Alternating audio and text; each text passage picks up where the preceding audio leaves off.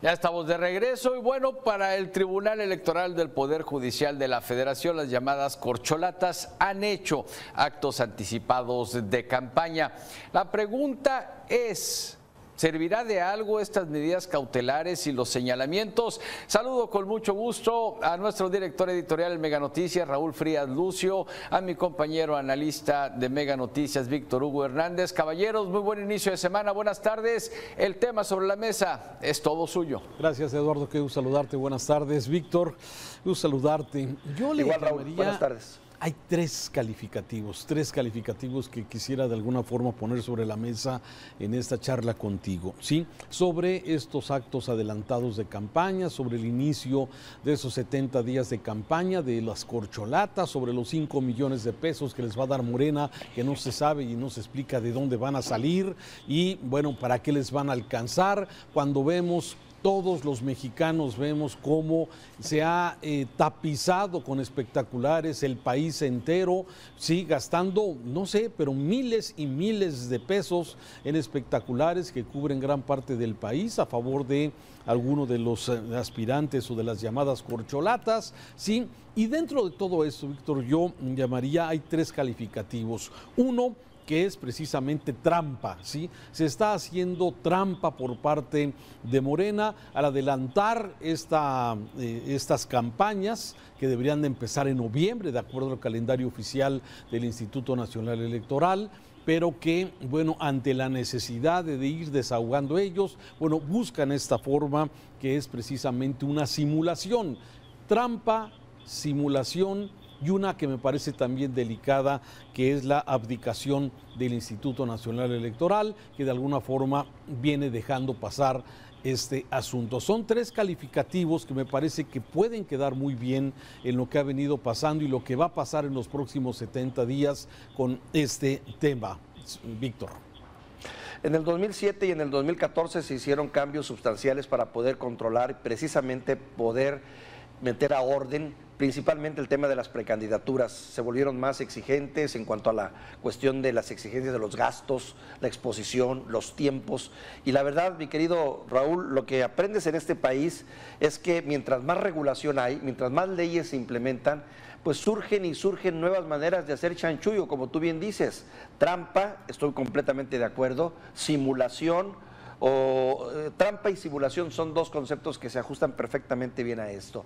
Ahora, la realidad del asunto, Raúl, es por un lado, es que, vuelvo al punto, estamos tan sobresaturados de reglamentos y leyes que luego se busca la manera de poder romperlos o de romper lo que puede ser natural, porque en otros países un presidente en funciones o un candidato en funciones puede hacer campaña desde el tiempo que quiera, precisamente porque no hay reglas de este tipo. Sí, pero si tú te fijas, aquí en este país hemos tenido que doblar la ley muchas veces. Todo esto que estamos viendo ahora no está regulado adecuadamente porque cae en el terreno de la pre-pre. Y fíjate, estaba yo leyendo una calificación que hace el Tribunal Electoral que dice, si temporalmente hay algunos asuntos o actividades que pudiesen entenderse como de proselitismo, no se van a considerar delito, ¿eh? Ojo, fíjate, ¿qué quiere decir? Si temporalmente, digamos, la señora Sheinbaum, siendo jefa de gobierno, sale a hacer una visita a Coahuila o a Guadalajara, a Jalisco, da una conferencia y es nada más temporal, no se le va a considerar delito. ¿A qué voy? Es la interpretación de nueva cuenta de la ley. Ahora, yo te diría, para terminar mi comentario, Raúl, la verdad es que desde tiempo atrás hemos venido viendo cómo se construyen las candidaturas.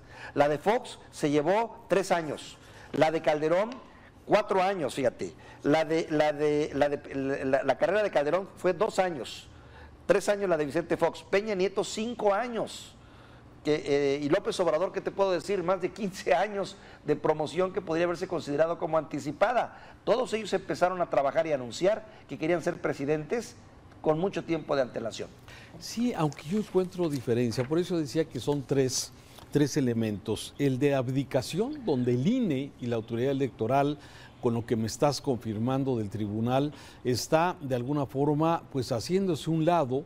Ellos mismos no ven los elementos violatorios de la ley. Por otro lado, la simulación y por otro lado, la trampa.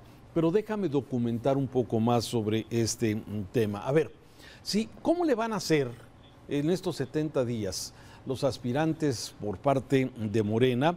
Primero, ¿sí? No tienen, o sea, son 3 elementos que tienen que cumplir y que me parece que van a estar en la línea de la ilegalidad. Y esto me parece que podría también meterlos en un grave problema. Ya vimos que en el caso del estado de Guerrero, bueno, finalmente se le cayó la candidatura al que era el candidato. El papá de la gobernadora, el papá de la gobernadora, que metió a la hija, pero me refiero, ya hay antecedentes de que sí se puede caer una candidatura. Sí. Por eso me parece que tienen que ser estos, por lo menos 2 de ellos, que yo los considero los más, digamos, los que más pueden caer en este tipo de riesgo, que es Marcelo y que es Claudia, ¿sí? Porque mira, no pueden pedir financiamiento. Entonces Morena se saca de la manga esos 5 millones de pesos que la verdad, pues bueno, es mucho dinero, yo lo sé, pero para hacer una campaña de conocimiento durante 70 días, a ver, basta ver los espectaculares que tienen simplemente aquí en la zona metropolitana de Guadalajara, del aeropuerto, Víctor, que tú conoces bien el aeropuerto de Guadalajara, a la zona del Tapatío, hay por lo menos 20 espectaculares de Adán Augusto, 20. Cada uno tiene un costo aproximadamente de 25,000 pesos, promedio, 25, hay unos más grandes, otros más chiquitos, ¿sí? 25,000 pesos por 20, estamos hablando que solamente en ese tramo carretero del aeropuerto a la zona del Tapatío ya son 500,000 pesos, nada más 500,000 pesos de un mes, de 28 días, que es lo que vale la publicidad en espectaculares. Si esto lo multiplicas por lo que hay en todas las ciudades del país, sí, se están gastando un dineral. Pero bueno, vámonos a los datos. No pedir financiamiento, esa es una de las condiciones. Segundo, no pedir el voto.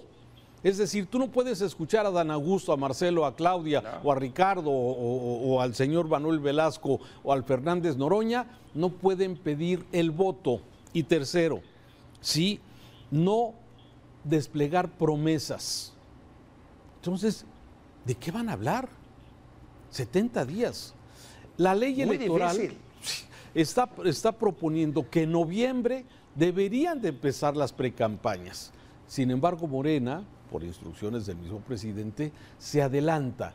Entonces, a ver, estamos de alguna forma viendo ante los ojos ciudadanos, ¿sí?, la violación de la ley, con actos anticipados de campaña, con un financiamiento que quién sabe de dónde sale, ¿sí? Y además, bueno, esto aprovechado perfectamente por ellos ante una oposición pues completamente desaparecida, y no porque quiera que la oposición salga para violar la ley también, pero digo, hasta el momento no se ve un escenario que nos dé más o menos una idea, aunque ya empiezan a perfilarse ya algunas mujeres que voy a comentar contigo más adelante. Sí, fíjate, Raúl, que realmente es cierto, todo cae en el terreno de la suposición, en el terreno de la interpretación, porque eso de decir, oye, pues es que tú no puedes pedir el voto, pero preséntate y pide el aplauso y di que vas a defender la democracia y que vas a defender a la cuarta transformación, pues caramba, hombre, de manera indirecta, ¿para qué nos hacemos tontos? Eso es estarse promoviendo y es estar haciendo campaña. Que no digas la palabra, vota por mí, bueno, digo... O sea, vuelvo al punto de la falsedad y vuelvo al punto de los dobles juegos y de las interpretaciones, donde nuestra clase política es muy dada a eso. O sea, una clase política que tiene otras reglas éticas y morales que a las que tú y yo conocemos tradicionalmente. Ahora, yo sí pondría el acento en lo que tú señalaste al final, Raúl, la abdicación del Instituto Nacional Electoral. El riesgo tan grande que hay de que ante la suma de interpretaciones, errores y fallos que pudiesen tener todos estos aspirantes, llegue un momento en que la presión social y política sea de tal nivel que el INE sí tenga que actuar de manera radical contra ellos mismos, con todo y la pena, porque finalmente o va a estar la credibilidad de la institución que tiene a su responsabilidad el proceso electoral y lo que eso implica, o estarle dando manga ancha a estos aspirantes y demostrar con ello debilidad y laxitud. Sí, tienes toda la razón. O sea, por eso yo veo que van a estar en la línea, muy en la línea, y esto de alguna forma, bueno, también puede jugar a favor o en contra. ¿Quiénes se tienen que cuidar más? Sí, a ver, yo sé que tú tienes seguramente tus, tus pronósticos, pero sin duda se tienen que cuidar más Claudia y Marcelo.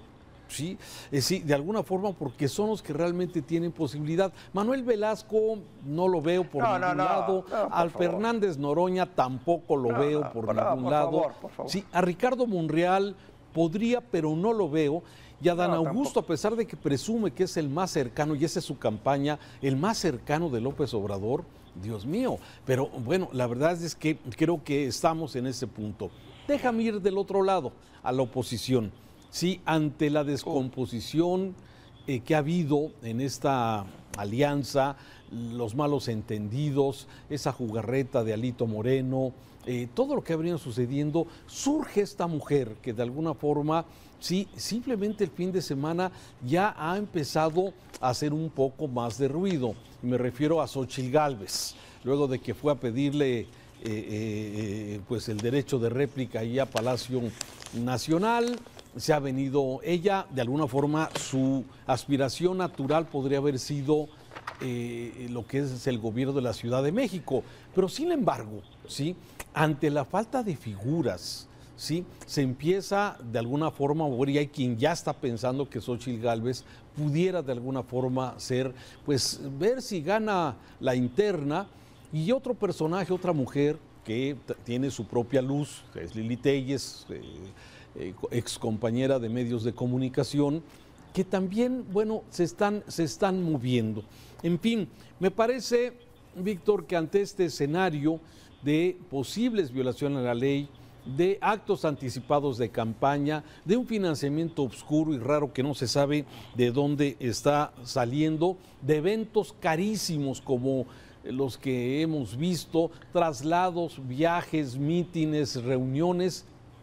Caray, está interesante lo que viene, y bueno, por lo pronto ya veremos en la oposición si también violarán la ley o se van a esperar de alguna forma los tiempos que normalmente marca el calendario. La interpretación, tú lo decías al principio, para muchos, como el proceso electoral 2024 no ha empezado, pareciera que no se está violando la ley.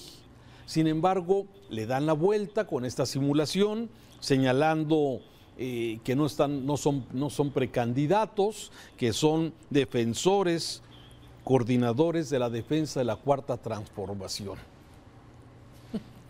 ¿Cómo ves? Fíjate, Raúl, no, sí, para mi gusto sí es una violación de la ley, sí es una violación de la ley, pero evidentemente la ley vuelve a la cuestión de la subjetividad y la observancia, y quienes la aplican, pues caen mucho en el terreno de la subjetividad y las interpretaciones. Y nos podemos meter en un mundo de pleito legal en el que tú me dices lo mismo, tú me dices que sí, yo te digo que no, y ahí podemos llevarnos un mundo de tiempo en interpretación. Pero sí desgasta al Instituto Nacional Electoral ante lo que a todas luces es para el ciudadano promedio actos de propaganda. Y en lo que respecta a los otros candidatos, fíjate qué curioso, sí vale la pena irlo siguiendo, porque la manera como evolucionan la personalidad, por ejemplo, el proyecto de Xóchitl Gálvez o de Lili Téllez, es muy interesante, porque también en política luego hay suerte y circunstancias. Si tú te das cuenta, el caso de Xóchitl empezó a agarrar vuelo recientemente, y se empezó a empoderar de una manera extraordinaria, que antes se decía, bueno, es el candidato natural para la Ciudad de México, y ahora no, ya se le ve con otras miras. En cambio también Lili Téllez, por ejemplo, empieza también a agarrar un perfil, aunque muy de derecha marcada, o sea, que encuentra también un mercado bastante, digamos, que sí hay, digamos, población, o que sí hay seguidores, ¿no? O sea, para esa posición que es mucho más radical y que es el extremo total a la Cuarta Transformación. Vamos a ver cómo cae todo esto en el terreno de la opinión pública y del ciudadano promedio, que ve con simpatías muchas veces estos movimientos a la luz de los fracasos que se van teniendo en la Cuarta Transformación. Sí, desde luego, por lo pronto ya veremos a partir de hoy ya estos señores visitando, Marcelo Ebrard visitando a su maestra que le enseñó a escribir y a la escuela, a Claudia Sheinbaum. Perdón que te interrumpa, Raúl, vamos a empezar y vamos a ver cada escenita y cada situación que para mi gusto va a caer en lo patético y en lo ridículo, ¿eh? Y creo que ya empezó, Marcelo, me da tristeza, pero ya empezó con esta declaración última de que va a poner al hijo de Andrés Manuel al frente de una secretaría, o estos detalles de que voy a ver a mi maestra, en fin, O el secretario de Gobernación diciendo que se va a mover en base a aventones y que le dé de comer un taco ahí con quien quiera ayudarlo para salir. A ver, pero vamos a ver este tipo de ridiculeces, Raúl. Ese Muchas. es el tema. A ver, que el ciudadano nos estamos chupando el dedo, que los ciudadanos no nos damos cuenta de esta simulación, de las trampas y de todo esto, se va a mover en aventones. ¿De dónde están saliendo todos los espectaculares? ¿Quién los está pagando? ¿Quién está pagando esas supuestas portadas de publicaciones en revistas inexistentes? Sí, y que supuestamente para darle la vuelta a la ley los presentan como portada de una revista que lo que tiene es la imagen del aspirante. O sea, es tan burdo el engaño, es tan burda la trampa, sí, que de alguna forma debería ofender a los ciudadanos cuando se trata precisamente de eso, del engaño, de la trampa y de simplemente ver qué es lo que pasa con esto. Fíjate qué interesante lo que acabas de decir, Raúl, y se me hace digno de reflexión.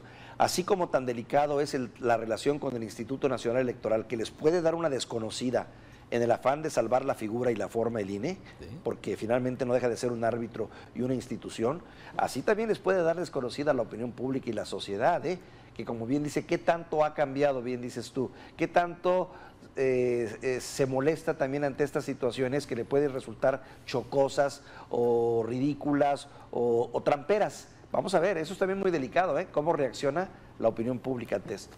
Sí, hay que ver, hay que ver. Víctor, muchas gracias por este tema. Buen inicio de semana, Raúl. Invitamos a la audiencia a escuchar este podcast en las diferentes plataformas que ya lo conoce usted, en Spotify, también ahí tenemos Music Prime, en fin, todas las plataformas que transmiten este podcast. Gracias y desde luego vamos a seguir informando y platicando con usted en los análisis correspondientes.